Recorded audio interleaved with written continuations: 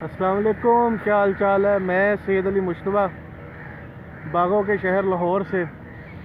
اللہ تعالیٰ آپ کو ہنستا ہوا رکھے، خوش رکھے، ڈھیروں خوشیاں عطا فرمائے۔ آج کی سٹوری، آج کی جو موٹیویشنل سٹوری کہہ لیں، بڑی مزے کی ہے۔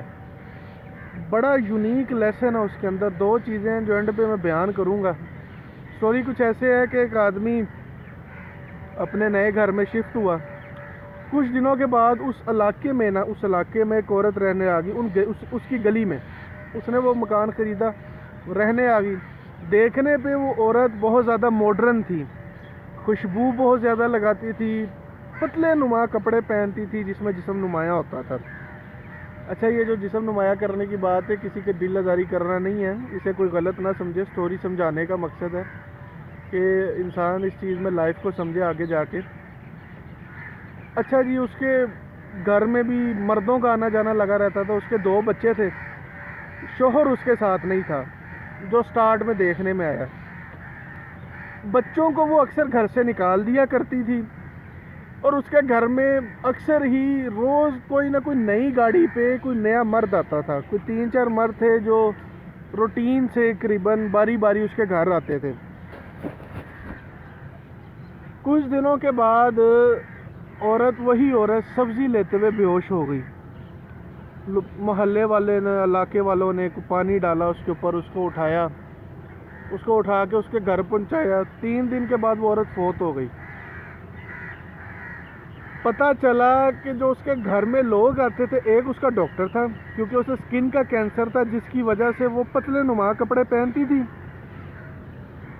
کیونکہ اس کی سکن ادھڑ رہی ہوتی تھی، سکن اپنی جگہ جسم کو چھوڑ رہی ہوتی تھی، زخم ہوتے تھے بہت زیادہ، اور ان زخموں سے بہت زیادہ بدبو آتی تھی، جس کی وجہ سے اسے بہت زیادہ خوشبو لگانی پڑتی تھی۔ اچھا، ایک تو مرد ہو گیا جو ڈاکٹر تھا، جو روز ڈیلی اس کو چیک کرنے آتا تھا۔ دوسرا مرد اس کے شوہر کا بھائی تھا، جو اپنی بھابھی کی تیمارداری کرنے کے لیے آتا تھا، ملنے آتا تھا۔ تیسرا مرد وہ تھا جس کے ذمہ لگایا ہوا تھا کہ اس کے شوہر فوت ہو چکا ہوا تھا، اس لیے وہ اکیلی رہتی تھی۔ اس کے شوہر کے جو بھی فوتگی، ایک گورنمنٹ آفیسر تھا، جو بھی روزمرہ کے کام تھے، جو اس کی پینشن لگوانے کے لیے، گریجویٹی وغیرہ کے لیے، وہ اس کے گھر میں آ کے انفارمیشن دیتا تھا اور لیتا تھا۔ بچوں کو وہ اکثر گھر سے کیوں نکال دیا کرتی تھی، اور بچے جو ہے وہ دوسروں کے گھروں سے بھی کھانا کھاتے، اس کے پیچھے بھی ریزن تھا۔ اس کی تکلیف جب بڑھ جاتی تھی، اسے دورہ پڑتا تھا، ظاہری جسم سے جب سکن اتر رہی ہو، زخم گہرے ہوں، بدبودار ہو جسم، وہ انہیں نکال دے تاکہ یہ حالت اس کے بچے نہ دیکھیں، اس کے بچے اس کی یہ حالت نہ دیکھیں۔ اس لیے اس کے بچے اکثر کسی نہ کسی کے گھر سے کھانا لے کے کھاتے تھے۔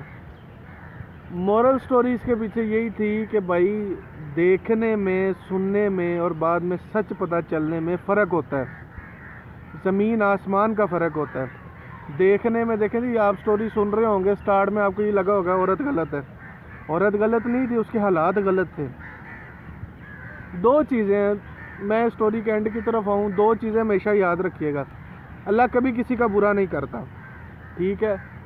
ہم اپنے کندھوں پہ جو اللہ کا فیصلہ ہے نا، اسے اپنے کندھوں پہ نہ لیں۔ اللہ کو ہی ڈیسائیڈ کرنے دیں کہ یہ بندہ اچھا ہے یا یہ بندہ برا ہے، اس نے جنت میں جانا ہے یا اس نے جہنم میں جانا ہے، یہ اللہ کا فیصلہ ہے۔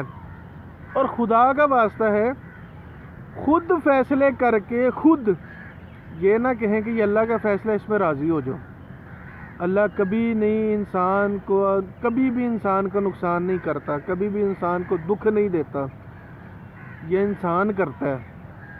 خدا را یہ چیزیں چھوڑ دو بھائی، یہ کرنا چھوڑ دو کہ میں نے یہ فیصلہ، آپ نے کسی کی زندگی کا فیصلہ کر کے کہا یہ اللہ کا فیصلہ، یہ اللہ کا فیصلہ نہیں، آپ کا فیصلہ تھا۔ آپ اسے کیسے اللہ کا فیصلہ کہہ سکتے ہیں؟ مجھے امید ہے آپ کو آج کا مورل، آج کی سٹوری پسند آئے گی، اور آپ اسے اپنی زندگی میں لے کے آئیں گے کہ جو زندگی کو دیکھیں، انسان کو انسان ہی سمجھے، خود خدا بن کے اس کے فیصلے نہ کرنے لگ جائیں۔ اس کا فیصلہ یا اس کا اللہ کرے گا، یا اس کی زندگی کا فیصلہ وہ خود کرے گا۔ ہم کوئی بھی نہیں ہوتے، اس چیز کو سمجھیں۔ اللہ حافظ، اللہ نگہبان۔